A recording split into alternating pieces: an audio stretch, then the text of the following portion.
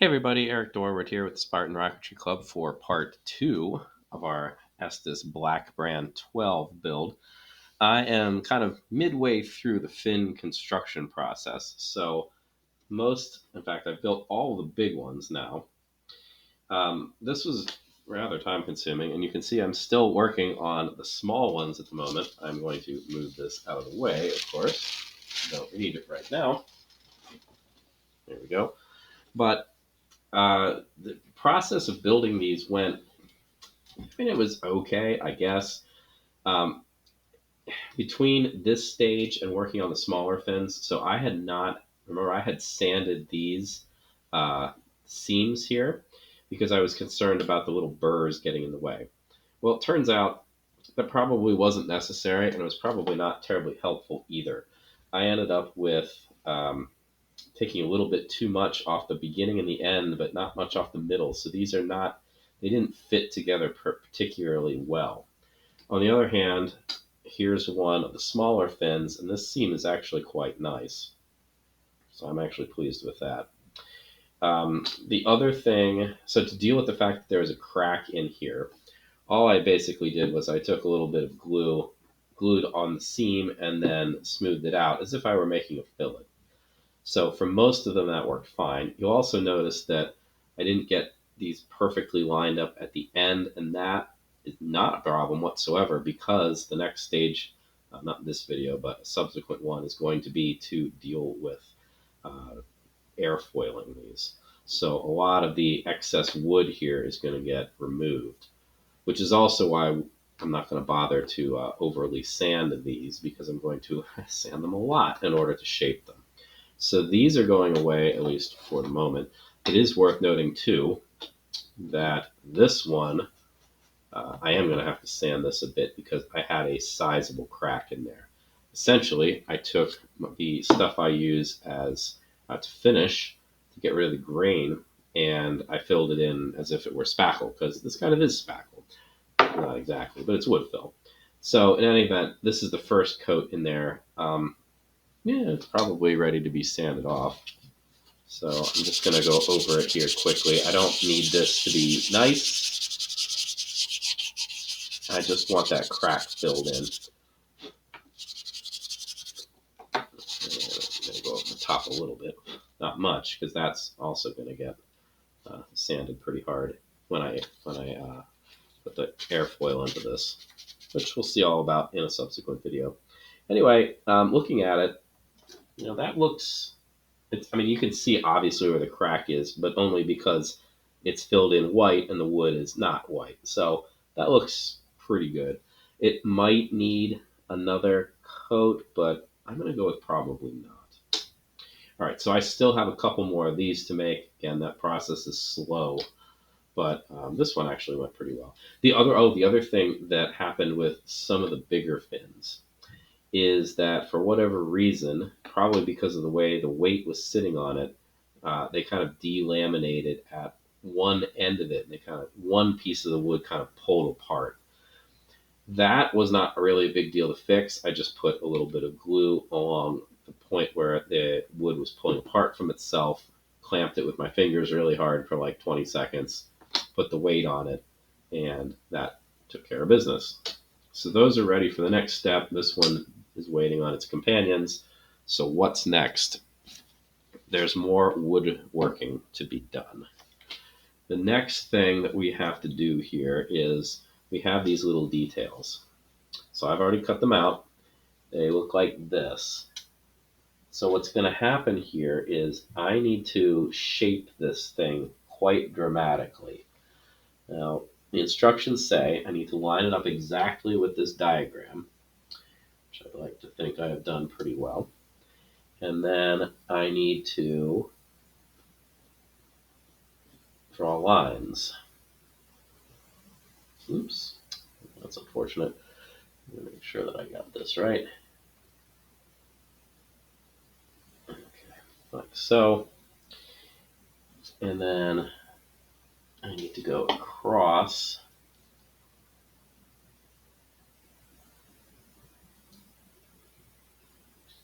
Yeah, that is not going particularly well. There Okay, and then across the bottom as well. The idea here is, it's pretty good. I'm going to then shape this with my sanding block. This actually is going to take, it has to be shaped quite a bit.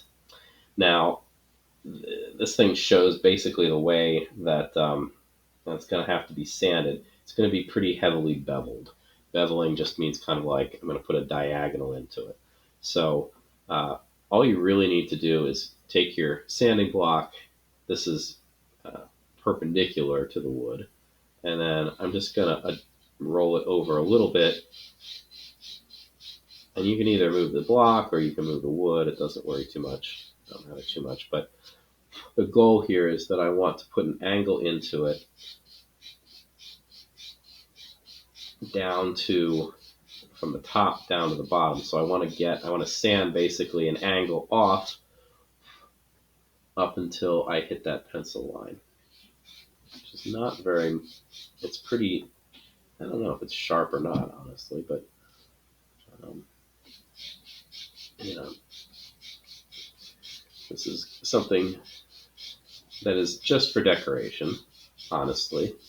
We're going for, this is a scale kit, so it would be nice for it to be, good looking. Anyway, looking at it, I've removed about half as much of the material as I should at this point. I'm actually a little too, my angle's a little too sharp, so I'm going to go a little bit more closer to the vertical now. And I want that angle to be the whole way down from my pencil line down to the bottom of the wood. And overall, it's getting pretty close at this end, but not at this end. So I'm going to sand like halfway down the block.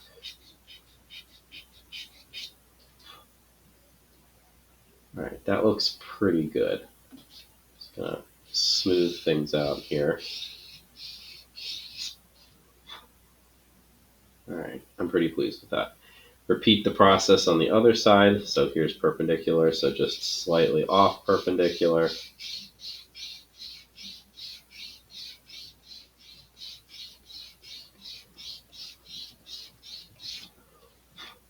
But it's better to go too slowly than too quickly here, so take your time. That's actually, I need to angle it a little bit more, I think.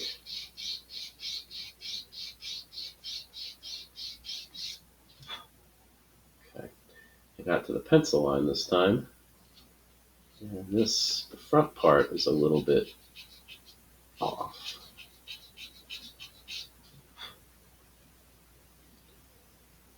All right, that looks, so they should look looking down on it, they should look roughly equal. This actually needs some more work.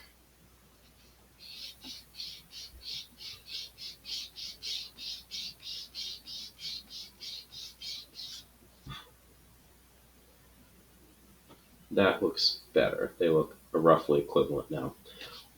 Okay, so let's see. What else do I need to do? I need to do front. This is a pretty shallow angle. So there's a lot of wood I'm going to have to process my way through here. I think maybe this time I'm going to grab a big piece. Sand this way.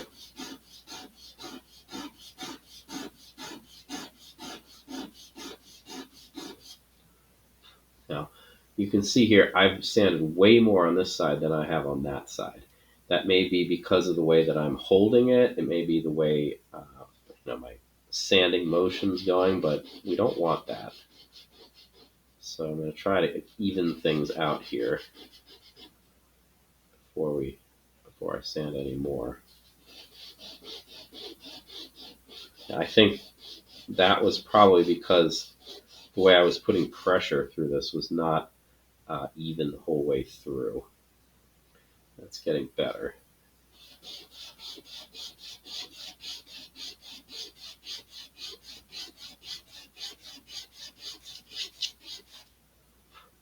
Yeah. Again, I was not even the last few strokes, so I've got to kind of like undo the imbalance. Okay, it's getting better.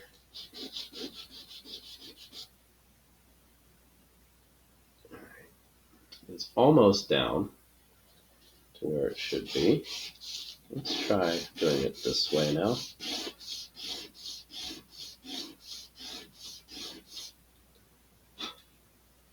That's getting pretty close. Actually, I'm going to make it a little steeper now.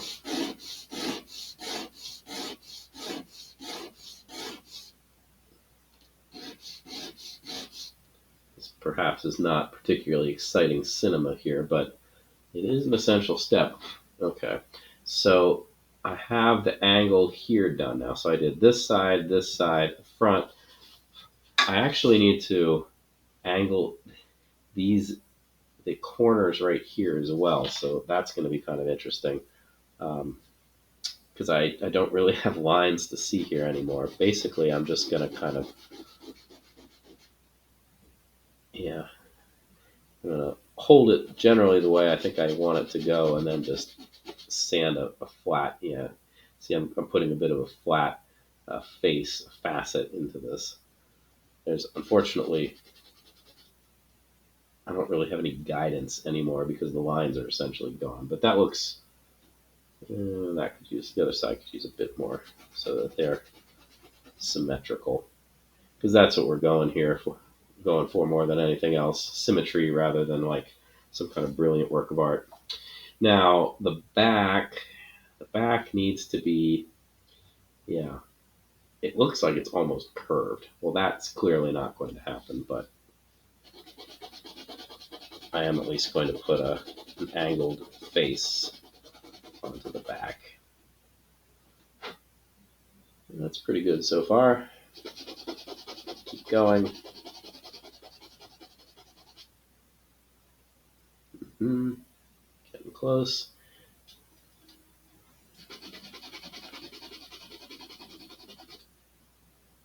All right, I'm pretty pleased with that. All right, so how close does this look to the actual diagram? I mean, it's not bad. It's not like absolutely brilliant craftsmanship here, but it's not bad. This face could use a little bit more, I think. It's actually kind of hard to tell here because, there we go. There was still, actually, it's the opposite. It is fairly easy to tell because this part is cut with the laser, so it's burned. So the right in here, I haven't sanded yet. So that does tell me I needed to do a little bit more work to clean it up. So I should get rid of all the darkened wood color. Actually, that's the case here on the back too as well. There's a little bit more. There we go, it could come off. All right. So anyway, one last word of advice with this. It's balsa. It is not indestructible. You can be kind of rough with it, but it will snap, and you really do not want that to happen. Anyway, the last thing that we need to do with this is going to go around a body tube. Not this one, but this is the closest one. It's going to go on like this, and it's actually going to go on one that's narrow. Let me actually find that. Let's see, we want part T, which is the longer of the two. That's this one. So it's going to go on like this. Now, because this is fairly narrow, the back of it, the back of this is not curved, at least not right now. So we want to actually put a curve into it so that it doesn't rock like this. So to do that, I'm going to wrap my piece of sandpaper here around the body tube. I'm going to do my best to hold it in place. And then I'm going to sand this up and down, trying to go as close to straight up and straight down as possible. And the idea here is that I'm only really sanding the middle of this to make it conform to the shape of the body tube. Now this of course only works if you're going exactly up and down, because otherwise you're going to be sanding a shape that into it that you don't want, that won't match. So already, there we go. I can see some curve to it, but I doubt that's enough. So keep going. This is another one of those slow and steady kind of things here, because I really don't want to have sanded in the wrong shape into this. All right, let's see how close that is. Remember how it was wobbly? I mean, there's still a little, I can put a little wobble into it, but not much. So overall, I'm pleased with that. I'm not sure if you can see here. I mean, I can see it, but there's definitely a curve into the wood now. So we'll say that's done. I get to do 3 more of those. That's super fun. That's what I'm going to be doing right after this. But before we get to that point, there is one last thing that I need to do, at least in this particular section. Wax paper back. I still have a fin in there, plus it's kind of glued in place. But this is a long decoration as well, and it's too long to be one continuous piece, so I need to glue it together. Seeing how this is so long, it should be pretty easy to use my ruler. There we go, to get everything nice and straight. So I don't think, I'm going to look at the instructions here again, but I don't think, this end obviously is curved, so it's a front end. This doesn't seem to have a preferred front or back, so that's fine. So it should go something like that. This is pure decoration, so we don't need to worry too much about getting a good strong seam here. It would be nice, but not essential. So just a dab. And I do want to just spread it out so it's good enough. Okay. And then put it in place. Everything's nicely pushed up against the ruler. I am going to put something not this heavy, but I'm going to put something on top of this. Not entirely sure what. Probably my glue bottle. Just on the seam there to make sure that nothing decides it wants to like sneak up and warp. Possible, but unlikely. Now that I think about it, I'm probably going to put this on the seam and probably 2 other smaller, somewhat heavy objects at the front and the end, down here, and up here, just to make sure things don't warp. This isn't a big, huge deal if it does, but it'll make it harder to attach later. Now, after this is very dry and as rigid as it's going to get, I need to round it, that's not going to be fun because of how long it is. I mean, gee, it's over a foot long. So, oh, nuts. I pulled it apart. Lovely. All right. Anyway, so this is probably about as good a place to stop for now. In the intervening time, I still have more fins to make. I've got more of these little doodads to shape. So plenty of things to be doing. It's probably pretty good. Thanks for watching. I will see you in the next part.